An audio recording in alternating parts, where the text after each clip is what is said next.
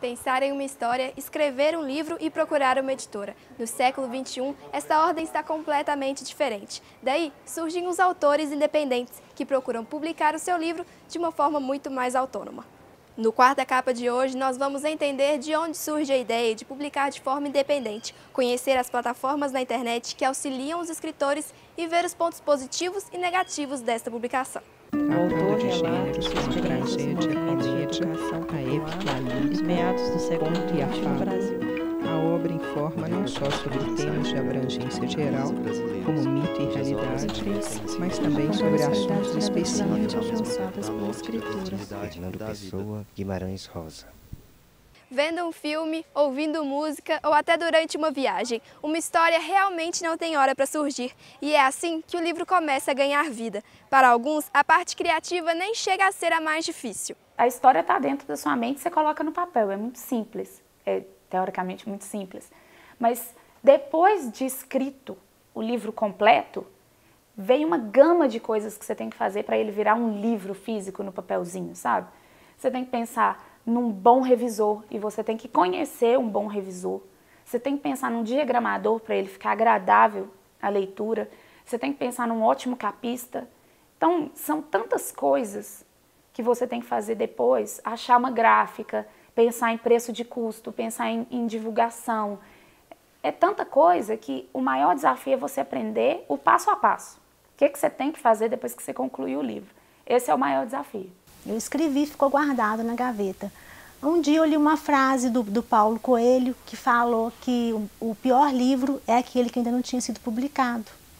Então isso me tocou, eu falei, puxa vida, eu tenho um livro guardado e eu não publiquei esse livro. Antes mesmo de terminar a história, existe uma plataforma na internet chamada Wattpad, onde escritores podem publicar capítulo por capítulo. O mais bacana é que com o recurso, o retorno dos leitores é mais rápido. Quando eu comecei a publicar Em Busca do Verdadeiro, meu primeiro livro, publiquei lá, ele teve quase 200 mil leituras, sem o final definitivo, porque o epílogo eu não postei lá. E postei também Magia do Sorriso, que teve 150 mil leituras lá também, sem o final.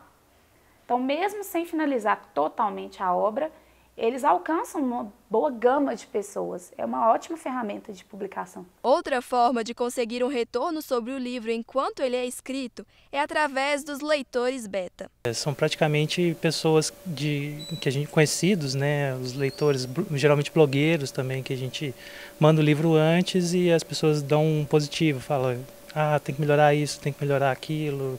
E os leitores beta, eles são muito importantes nesse trabalho de consertar aparar as arestas da publicação antes dela ir para o público geral. Como que você faz para encontrar esses leitores beta? Como que funciona? Nas redes sociais tem muitas pessoas que se voluntariam para ser leitor beta. Então, a gente, como o trabalho de publicação independente, ele tem muita ligação com essas redes sociais, então às vezes nas redes sociais mesmo a gente procura voluntários. Estou escrevendo um livro, preciso de leitor beta, quem se voluntaria? E aí a gente manda para 1, 2 pessoas e eles dão um feedback para a gente. Depois de terminar o livro, o Amazon é o site que entra em cena. Ele serve para publicar o livro inteiro e é assim que muito autor começa a ganhar dinheiro. A Amazon tem um mecanismo de publicação, que você escreve o livro, coloca em formato MOBI e publica. É muito simples. A minha dica é o Wattpad e Amazon. São as duas coisas que realmente são aliados do autor independente. Tanto o Wattpad quanto a Amazon. O Wattpad você posta capítulo por capítulo e no Amazon você tem que postar o livro completo. Então não tem ligação, mas são duas ferramentas. O Wattpad de divulgação, porque você vai tendo contato e o feedback do Wattpad é excepcional. Porque você vai postando capítulo por capítulo e os leitores vão te falando o que gostaram, o que não gostaram, o que eles esperam do novo capítulo, o que eles esperam da história, o que eles estão achando da narrativa, dos personagens. Então o feedback é tão bom que te faz construir uma história melhor. E o Amazon também, através das críticas e avaliações na Amazon, você consegue ver se seu livro está indo bem, se seu livro não agradou tanto. São duas plataformas excepcionais de publicação para o autor independente. Outra plataforma de publicação chama-se Percy. Nela tem a opção de publicar o livro de forma impressa ou optar pelo e-book. Carmen é pesquisadora e usou a ferramenta para divulgar conteúdos de estudo. Como eu não sou escritora, eu procurei uma forma de autopublicação que me pareceu mais simples, já que a minha intenção é mais divulgar através do livro, divulgar o meu trabalho, do que propriamente uma incursão literária. Pela plataforma da Percy, você não tem como distribuir para as livrarias. Você só fica na vitrine deles, não é? E fica à venda. Então, eu não tenho como distribuir meu livro. Mas como a minha intenção é muito particular, para mim serviu perfeitamente. É uma vitrine, na verdade, né? É uma forma de divulgação. Porque o primeiro livro seu, você tem que divulgar muito, né? Você tem que fazer um nome primeiro, as pessoas não te conhecem. Já tem um certo preconceito com o autor nacional, que eu vejo, eu tenho amigas que têm livro, tem coluna na revista Pais e Filhos, que tem 5 livros publicados e ela reclama dessa coisa de autor nacional, que tem um certo preconceito, né? Infelizmente ainda tem. Ainda mais uma pessoa que nem é conhecida, né? A Lei de Incentivo à Cultura também pode ser inserida neste processo de publicação independente. Pessoas físicas ou empresas realizam uma proposta de projeto que recebe doações ou patrocínios para se concretizarem. A literatura é um dos itens culturais presentes nesta lei e alguns escritores mandam os projetos de livro para serem avaliados. Eu mandei para algumas editoras e não tive resposta.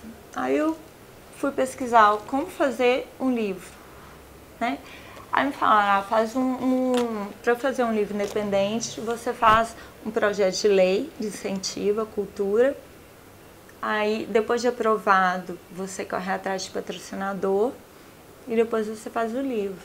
Então, esse livro, Princesa de Rua, esse outro também, O Menino que Queria Abraçar o Mundo, os dois eu fiz dessa forma, independente. Eu fiz o projeto de lei, é bem burocrático, mas te dá uma liberdade muito boa, porque você tem a liberdade de escolher tudo do seu livro, né? O que entra, o que não entra, a capa, os fotógrafos, tudo. A forma como você vende, como você vai fazer o lançamento. Depois de publicar o livro, é interessante pensar em algo essencial, a divulgação. Uma editora independente ou uma editora pequena não trabalha em divulgação, porque são vários os autores e eles não estão muito preocupados com um específico. Aí o autor tem que se virar para conseguir mesmo ter o seu nome reconhecido. Você tem que bombardear a internet com informação sua. Na verdade é isso. Hoje, você tem a facilitação do Facebook, Instagram, Twitter, que você consegue entrar em grupos de leitura, você consegue entrar em grupos de divulgação de livro também e apresentar sua obra para uma grande massa. Então, tem essa facilitação. Hoje, meu maior mecanismo de publicação é Instagram e Facebook. Eu posto trechos do livro, partes mais interessantes, imagens das pessoas que eu imagino que são os personagens e vou tentando instigar o leitor a conhecer meu livro. Essa é a maior dificuldade, porque você precisa de uma divulgação eficiente e agradável. Difícil é você achar esse meio termo, coisa que eu ainda estou lutando muito, entre chamar o leitor e não incomodar o leitor. Esse é o desafio e é o que todas nós estamos tentando buscar, esse meio termo. As bibliotecas de escolas da prefeitura também auxiliam na divulgação. Elas compram os livros dos autores para acrescentar ao acervo, mas os escritores independentes ainda têm certa dificuldade na obtenção da nota fiscal e com certos conteúdos do livro. Eu mandei o livro para a distribuidora, ela gostou. Ela até se interessou em levar ele para escolas públicas. Só que na última página do livro, eu falo, tem uma dinâmica e eu cito o nome de Deus. E o Brasil é um país laico. Ela disse que eu teria que tirar aquela página. Aí eu falei, eu prefiro não tirar não, porque vai tirar o contexto do livro. Às vezes as escolas pedem nota fiscal de livro, né? E no caso a gente trabalha independente, a gente não tem uma nota fiscal para poder, principalmente as escolas públicas. Outro fator que atrapalha o reconhecimento dos escritores independentes nas livrarias é a disposição dos livros. Eu digo que o que não é visto não é lembrado. E quando você entra numa livraria, quase 80%, 90% dos livros que estão em exposição, especialmente aqueles que estão à exposição nos melhores lugares, são livros traduzidos de autores internacionais.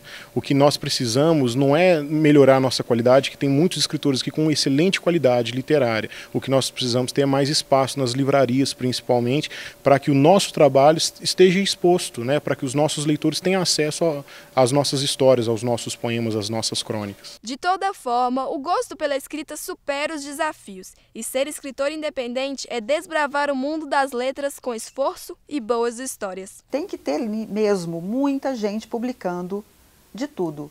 Nós somos livres para expressar o que a gente quiser. O programa fica por aqui, e se você tem aquele livro guardado ou pensa em ser um escritor, chegou a hora de finalmente seguir os seus sonhos e publicar um livro, quem sabe até de forma independente. O que acha da ideia? Até o próximo programa, com mais livros, literatura e muito mais Quarta Capa para você. Tratando de gênero, sobre tragédia, comédia, a época ali, meados do século XX no Brasil.